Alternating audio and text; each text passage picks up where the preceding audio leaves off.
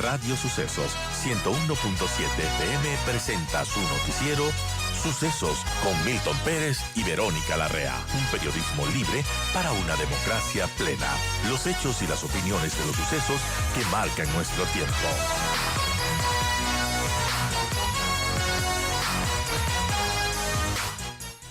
A conversar unos minutos con el canciller de la República, Juan Carlos Holguín.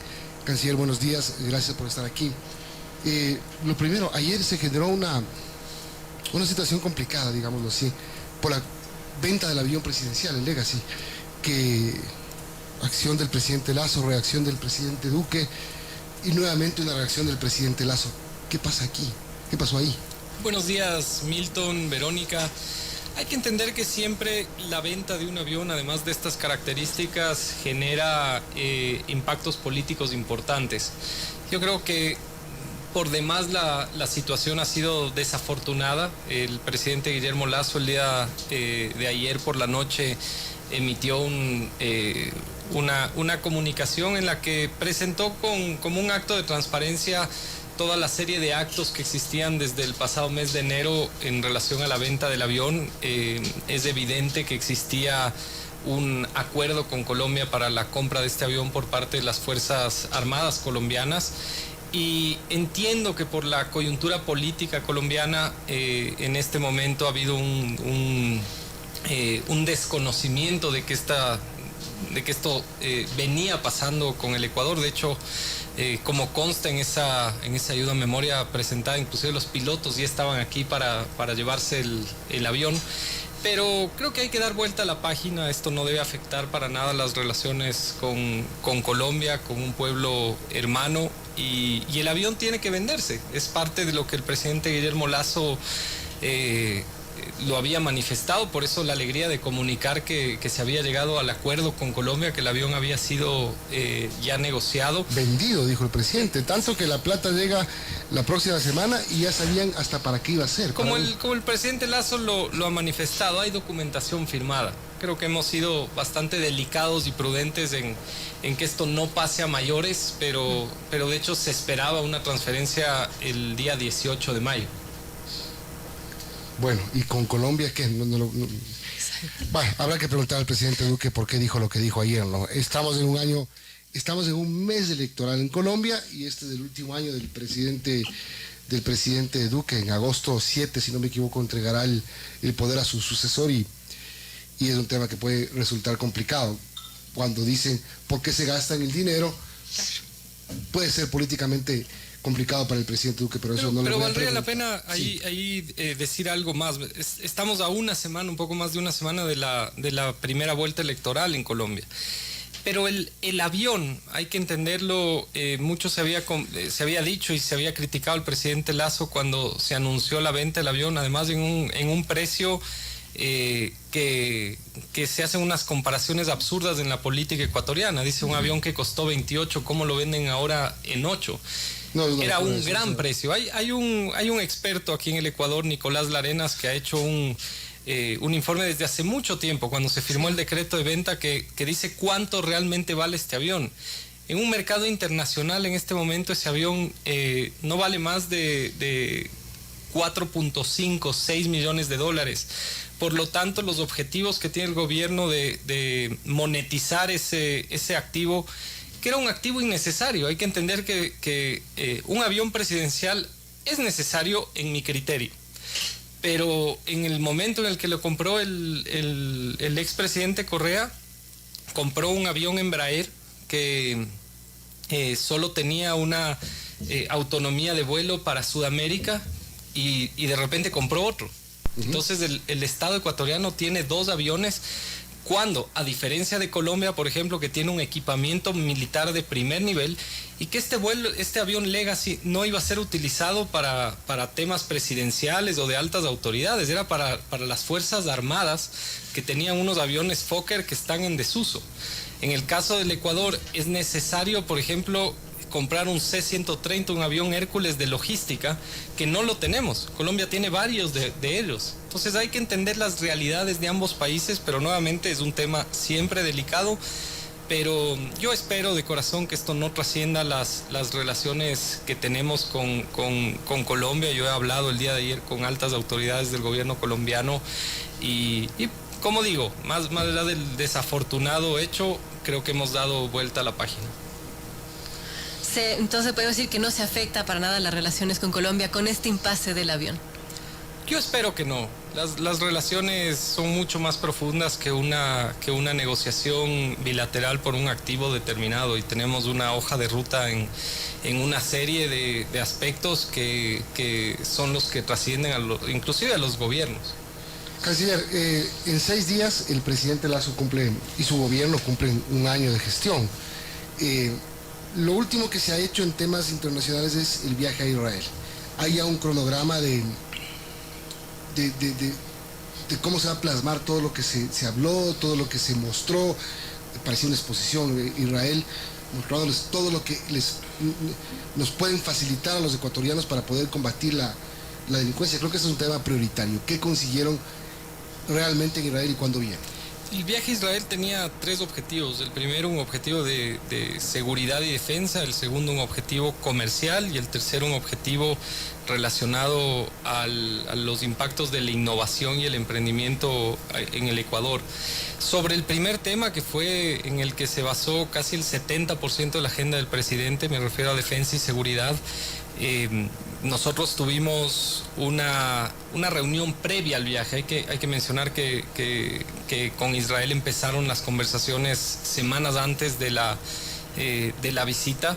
Lo importante es que el presidente de la República tomó un norte, una brújula para la cooperación internacional, sobre todo en infraestructura de defensa y de seguridad, porque tú no puedes tener un esquema nacional de defensa que sea como un mosaico, es decir, que tenga cierto equipamiento que después no está interconectado con equipamiento que compras a otro país o a otra empresa.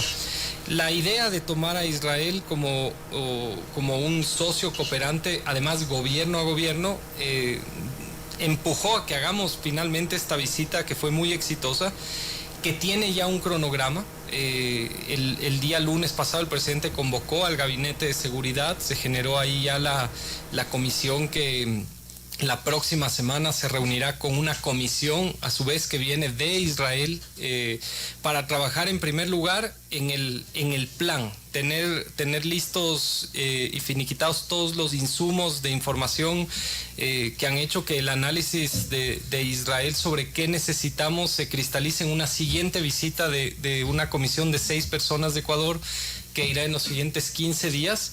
Y la idea es dotarnos del equipamiento necesario para esas amenazas y retos que tenemos ahora.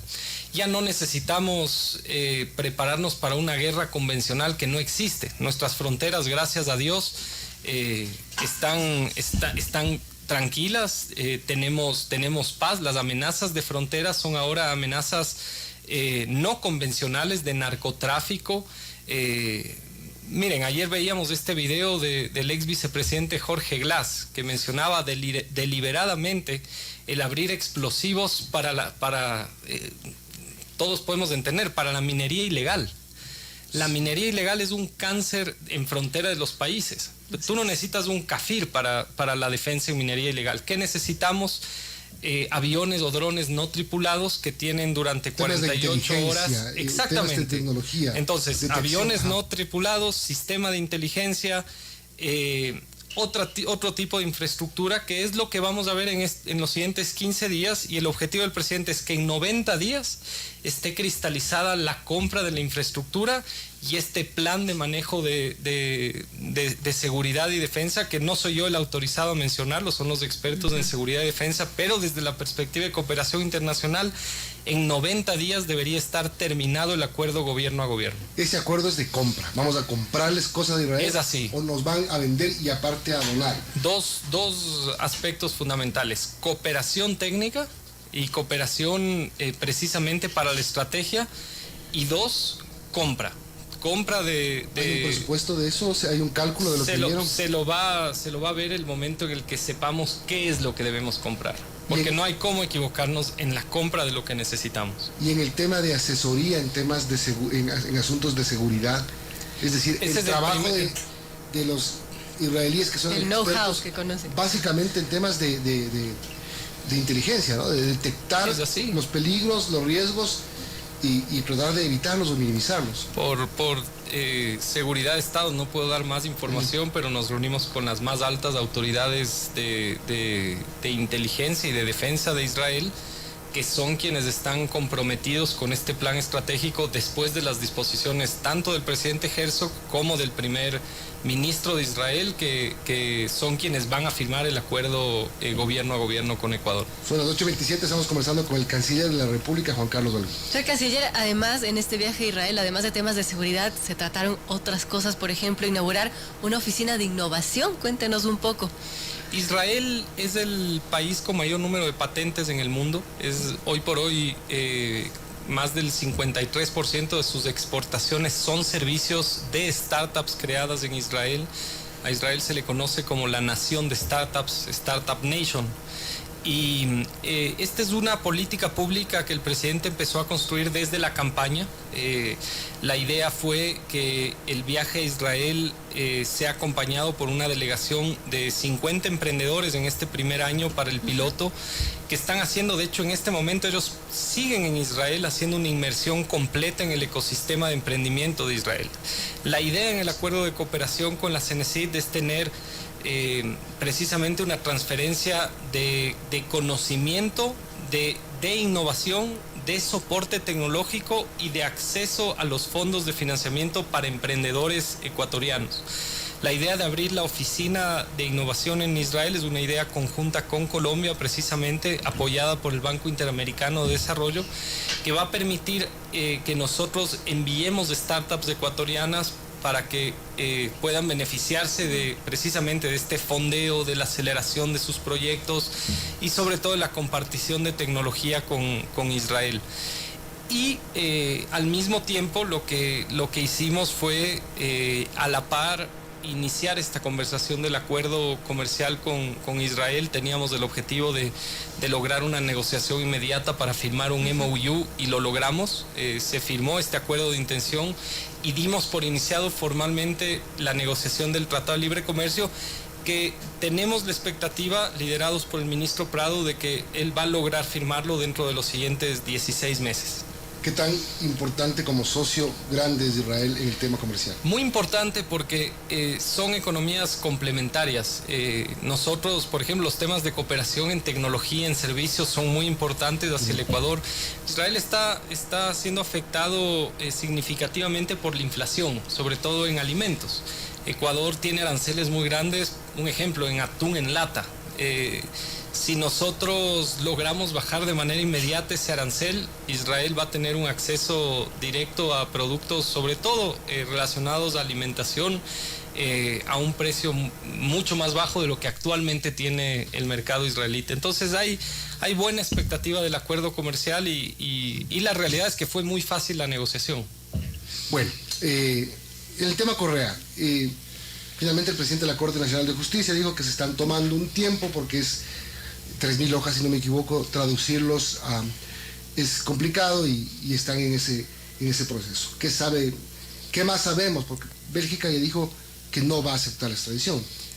Pero lo dijo formalmente de país a país. No, yo no le he escuchado a Bélgica y tampoco Ecuador a recibido. Sí, yo lo que vi creo que lo que vio la ciudadanía, una comunicación de la Agencia de Relaciones Públicas de los abogados o del abogado. Eso es importante diferenciarlo, ¿no? Totalmente, y hay que entender aquí que claro, se dice se ha negado la extradición. Ecuador, como lo ha dicho el mismo presidente de la Corte Nacional de Justicia, ni siquiera está listo el expediente, y eso hay que decirlo así, porque Cancillería es un canal de traslado de la información. Yo, la realidad, intento informarme de lo que hace la justicia por la prensa como cualquier ciudadano, puesto que somos muy respetuosos de la división de poderes. La justicia tiene que entregar a la Cancillería el documento debidamente foliado y traducido. Yo, la realidad, en este punto, si ya demoraron tanto la solicitud de extradición, espero que se demoren un poco más para que no haya un solo error. Claro, porque una coma lo devuelve, ¿no? Exactamente. Por lo tanto, esa traducción tiene que estar perfectamente realizada. Cancillería, el momento que recibe el pedido de extradición, lo traslada ipso facto al Ministerio de Relaciones Exteriores de Bélgica o a su delegación diplomática, y el proceso recién iniciará allá para un análisis de Bélgica. ¿Qué ha hecho Cancillería? Y esto sí tengo que ser enfático, hemos enviado una comunicación aclaratoria al gobierno del Reino de Bélgica de que nos preocupan declaraciones no solo del abogado, sino del ciudadano Rafael Correa Delgado, mencionando que aquí hay persecución política. Porque primero, este es un caso que no es de este gobierno. Segundo, aquí no hay persecución política para nadie. Y creo que el gobierno del Reino de Bélgica, con quien tenemos una muy buena relación, acabamos de aceptar las cartas credenciales de su nuevo embajador hace 3 semanas, hay una gran relación, y ellos se han podido dar cuenta también acá en el Ecuador de que se respira libertad, democracia, de que hay un completo respeto a los procesos de justicia. Y yo creo que Bélgica podrá analizar después la situación de un ciudadano que está requerido por la justicia ecuatoriana. Y él tiene una calidad de prófugo de la justicia ecuatoriana, eso ha sido trasladado formalmente, pero dejando muy claro que aquí no hay persecución a nadie. De hecho, nos critican de por qué no sabemos nosotros del estado de refugiado o no. Por eso, le mejoro la pregunta anterior.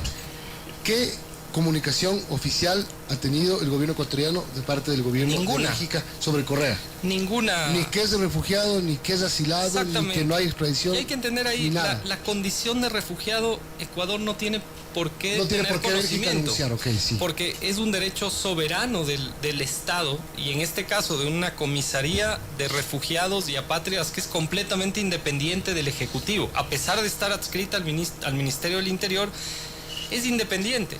Nosotros no tenemos ningún interés ni siquiera de presionar por información, porque así como Ecuador, que en su momento ha dado y puede dar una condición de refugiado a cualquier ciudadano de otro país, no esperaría que ese país cuestione una decisión, al menos mientras no haya un pedido de la justicia sobre ese ciudadano. Lo que pasa es que, canciller, hace, 3 semanas sale el presidente de la Corte Nacional, dice, ayer firmé la solicitud de extradición, y crea todo este marco de expectativa, y le estoy tratando de poner palabras muy diplomáticas a este tema, y después resulta que ni siquiera está traducido el expediente, y menos entregado a la Cancillería, y menos entregado a Bélgica. Entonces es como que se creó como que se vendió humo.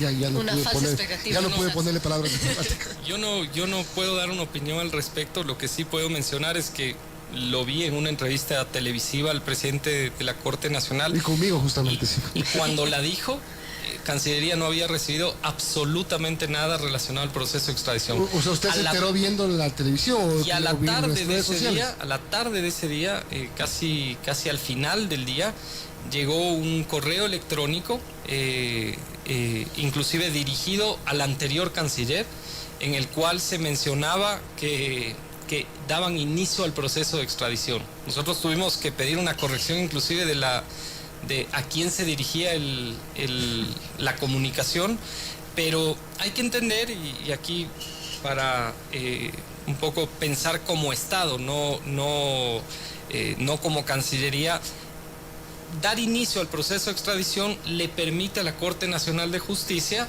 generar precisamente la contratación de estos peritos para la traducción, de lo que tengo entendido, que es en el proceso en el que se encuentran ahora.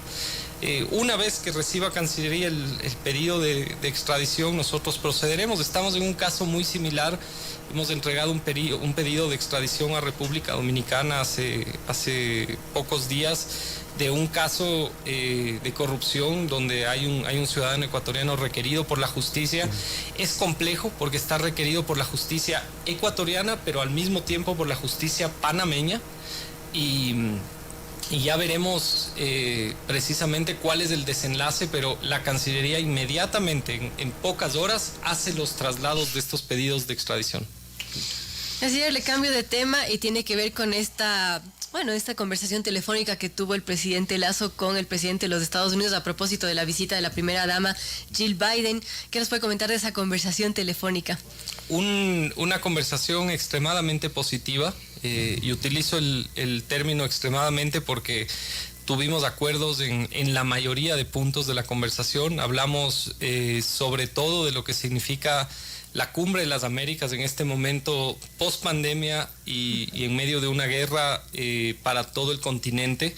Estados Unidos ha presentado un nuevo marco de cooperación económica que es el que se va a discutir en la Cumbre de las Américas, que tiene una visión en mi criterio bastante positiva. Es una visión de un crecimiento de abajo hacia arriba, lo cual en términos continentales significa una mirada al sur para un crecimiento económico también acá. Sobre ese tema hay un aspecto fundamental que es la migración. El Ecuador el año pasado, por ejemplo, tuvo más de 129,000 ciudadanos en migración riesgosa en la frontera de México y Estados Unidos. ¿Y qué es lo que nosotros decimos? La mejor política pública para la migración en frontera es el crecimiento económico en nuestros territorios. Y la Cumbre de las Américas va a tratar de estos temas. Lo hablamos ayer con el presidente Biden, hablamos de seguridad también, todo lo que es la lucha conjunta contra el narcotráfico, que ha dado mucho éxito acá y que tiene que ser complementada con una lucha contra el consumo allá. Por el otro lado, recibimos hoy la visita de la primera dama Jill Biden, que llegará al Ecuador a las 6 de la tarde del día de hoy, que es un gran gesto de Estados Unidos. Y creo que estamos en un momento de la llación bilateral muy positiva. Ellos ven a Ecuador como un actor relevante en la región. Vamos a asistir a esa Cumbre de las Américas respetando fundamentalmente lo que el estatuto de la cumbre menciona, y es la posibilidad, o más bien dicho, el derecho del dueño de casa de generar las invitaciones. Y ojalá vayan la mayor cantidad de países. Estamos tratando de hacer un trabajo diplomático, algunos cancilleres, para empujar que estemos la mayor cantidad de países en una cumbre que es muy importante por estos efectos, sobre todo económicos y sociales, que tiene la pandemia y la guerra. Bueno, le decía hace un momento, estamos a 6 días del primer año de gobierno y le quiero preguntar a usted, más allá de canciller, de la función, de las dos que ha tenido en este gobierno, primero como este embajador itinerante por el tema de la vacunación, como parte del equipo del presidente Lasso, no de ahora, sino de hace mucho tiempo atrás, ¿cómo llegan al primer año? ¿Cómo se siente en el gobierno? ¿Cómo siente que está la situación? ¿Se ha ido complicando? ¿Hay problemas políticos? El tema de la casa en orden, el tema económico, muchas cosas más, pero ¿cómo sienten ustedes que llegan? El tema político yo lo analizaría desde una perspectiva de lo que está pasando no solamente en el Ecuador, sino en el mundo, en un escenario bastante complicado. Estábamos en Israel y no sé si acá trascendió, pero a 2 o 3 horas de la reunión con el primer ministro de Israel, estaba él a un voto de ser censurado y removido en su parlamento. Y precisamente no se logró, y tuvimos la reunión oficial y conversábamos de la gran cantidad de similitudes y coincidencias que existen en este momento para generar consensos, y sobre todo lo que está pasando en la política local. Lo vemos en Estados Unidos. Ayer con el presidente Biden también encontramos similitudes en lo que está pasando en la política interna de nuestros países. Y creo que es muy importante mencionar que esto de poner la casa en orden no es un escenario donde el gobierno vive en una burbuja que no se dé cuenta de lo que está pasando hacia abajo, pero hay que entender el contexto de lo que significa que hace un año exactamente, es decir, el 24 de mayo del año 2021, el día en el que el presidente Lasso asumió funciones, había menos de 3% de la población vacunada. En el Ecuador habían menos de 1 millón de vacunas. Habíamos pasado el caso de las vacunas VIP. Y el principal proyecto de reactivación económica del país, un país que tenía un déficit enorme, cuyas finanzas públicas estaban en deterioro, la dolarización estaba cuestionada por precisamente las cifras macroeconómicas del país, tenías que lograr un objetivo que para muchos era imposible, que era el de la vacunación de 9 millones de personas en 100 días, que técnicamente es lo que necesitábamos para lograr lo que hemos logrado en este primer año. Que hace pocos días, poco menos de 11 meses de gobierno, logremos que el país esté casi completamente reactivado. Y al mismo tiempo, muchas veces esto no se percibe en nuestro día a día, pero poner en orden las finanzas significa que el Ecuador tenga un crecimiento estable en los siguientes meses. El Bank of America la semana pasada, Barclays, hacen en su informe de perspectivas para este año una evaluación de que el crecimiento del Ecuador va a ser por lo menos un 50% superior al esperado por nosotros mismos. Y eso tiene que ver con este mensaje de estabilidad internacional, una dolarización que hoy está más sólida que nunca, un país que tiene una de las inflaciones más bajas del mundo y una, si no me equivoco, la primera o segunda más baja de la región, y que al mismo tiempo ha logrado una estabilidad en sus reservas y en sus finanzas públicas. Yo creo que por el otro lado hay que concebir errores muy sencillos, que son servicios ciudadanos, por ejemplo, el tema de los pasaportes, de las cédulas, que más allá de ciertos argumentos que son ciertos, yo desde la política internacional lo veo porque tengo que ayudar muchas veces en las coordinaciones con los proveedores de los chips de cédulas o pasaportes. Hay una escasez mundial, pero se podían haber preveído, y creo que este segundo año despierta un reto para el presidente Lasso, que quienes le conocemos, la vacunación es un gran ejemplo de su capacidad de gestión y de liderazgo en los objetivos del gobierno. Pero hoy tenemos que llevar eso, una vez estabilizada la economía y con la casa en orden, a que el Ecuador tenga gran obra pública y que al mismo tiempo los servicios ciudadanos cambien hacia una visión eficiente y que generen en la ciudadanía esta percepción de bienestar, porque el Ecuador está cambiando y la realidad no solamente lo vemos en las cifras de creación de empleos, lo vamos a seguir viendo porque la inversión que está llegando al Ecuador es muy positiva. Ahora, entonces sí, el reto es que se perciba, ¿no? Es decir, ya la casa en orden, se puso, cómo se encontró, ya pasa la historia, ¿no? Al 24 al mediodía, cuando el presidente de su discurso, tiene que encender esos motores, ¿no? De que la gente empiece a recibir los beneficios de un déficit fiscal más bajo, un precio de petróleo más alto, una recaudación tributaria récord, la inversión lograda hasta el momento anunciada por el gobierno. Es decir, eso se tiene que traducir en que el ciudadano que no tiene dinero y necesita de una medicina del hospital público la reciba. Totalmente, y para eso el cambio en el sistema de venta de medicamentos será fundamental. Es una gran prueba de fuego para el gobierno porque es un cambio estructural muy grande en uno de los sectores de más corrupción en la historia del país. Lo que antes veíamos en el Ecuador en la década de los 70s, 80s, después del boom petrolero en obra pública, la corrupción que había en obra pública se trasladó por la crisis de finanzas del Estado en la última década al sector de la salud. La corrupción en los hospitales, la corrupción en los medicamentos. Cortar esas garras de la corrupción es muy difícil porque estás cortando a estructuras criminales organizadas, casi como cárteles. En algunas ciudades, inclusive, por información de seguridad y defensa, negocios que están ligados a los mismos carteles que están en otras industrias como el narcotráfico, minería ilegal. Entonces, cortar esto toma su tiempo, es difícil, es una prueba de fuego, pero será un cambio estructural para el país. Ha habido que inclusive luchar contra monopolios de empresas de medicamentos en el Ecuador, pero creo que el presidente Lasso tiene un foco muy bien puesto en esa área, y eso es lo que necesitamos. Un país que no tenga un acceso a la salud de primera, un acceso a educación de primera, y no solamente a nivel de servicios, sino de infraestructura, no tiene sentido. Habremos fracasado en nuestro intento de cambiar las cosas. Por eso este segundo año de gobierno tiene que ser el año del inicio de las grandes obras y de los servicios eficientes.